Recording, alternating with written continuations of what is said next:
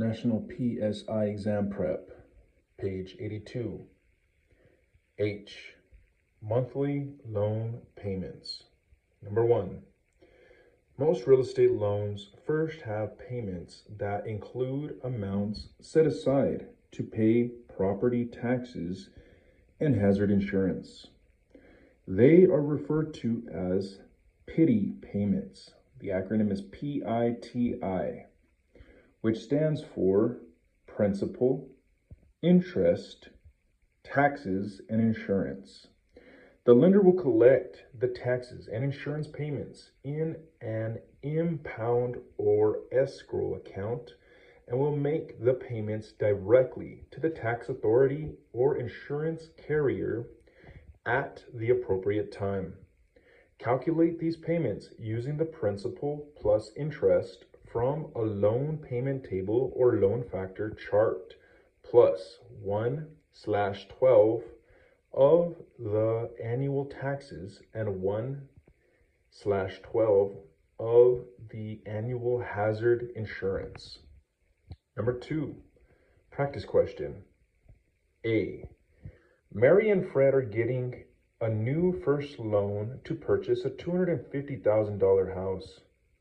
They will put 20% down and are getting a 6.5% loan for 30 years. The property taxes will be $2,100 per year, and the insurance will be $915 per year. Using this information and figure 11.10, calculate their monthly payment.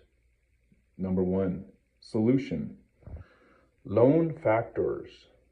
6.5% for 30 years equals 6.3207 multiplied by blank equals blank.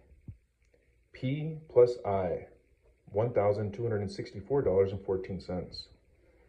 Taxes, $2,100 divided by 12 equals blank. T, 175.00. Insurance, $915 divided by 12 equals blank. I, 76.25. PITI equals blank, $1,515.39. Roman numeral 6, proration. A. At settlement or closing, certain expenses must be equitably divided between the seller and buyer. For example, if the seller paid a bill in advance for water and sewer service, it is fair to calculate the cost of the buyer's part of the billing period and reimburse the seller at closing for that amount. B. When taking the exam, the problem should be prorated as stated in the test question. C. Points to consider. Number 1.